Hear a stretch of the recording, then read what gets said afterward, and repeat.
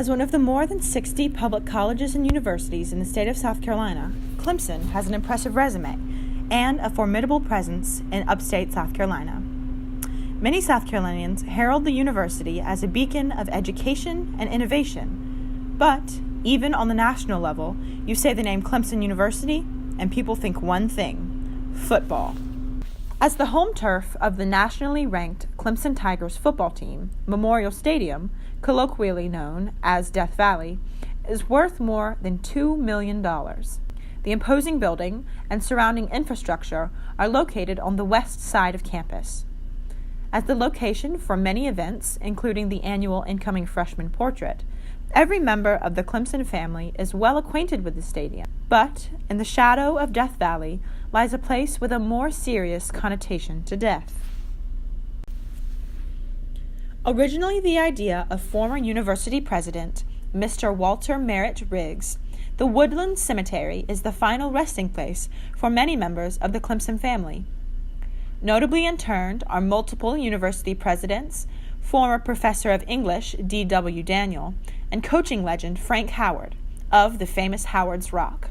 The land adjacent to the stadium was a cemetery long before Clemson was even established. In 1925, John C. Calhoun purchased the land as part of the Fort Hill Plantation, and 12 years later, tragedy struck the Calhoun family when his infant grandson passed away. The grandson was interred on the land that now serves as the Calhoun Family Cemetery. However, Cemetery Hill, as we know it now, was not established until 1922. According to the Clemson-created page dedicated to the area, the idea for a final resting place from campus came from President Riggs's desire to give back to the Clemson family. The land for the new cemetery was chosen to be directly beside the Calhoun family plot.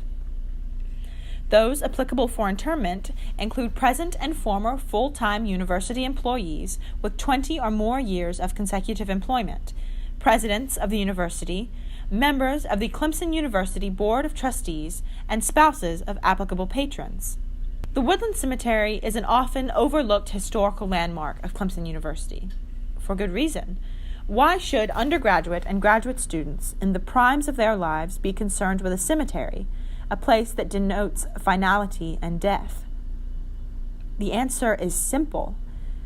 Cemetery Hill is an important part of Clemson's narrative that goes unhonored. Most people don't see the importance of a place like Cemetery Hill, though. But if Clemson were to reflect on its past and learn from the lives of the men and women who built the university, they would be inspired in their pursuits.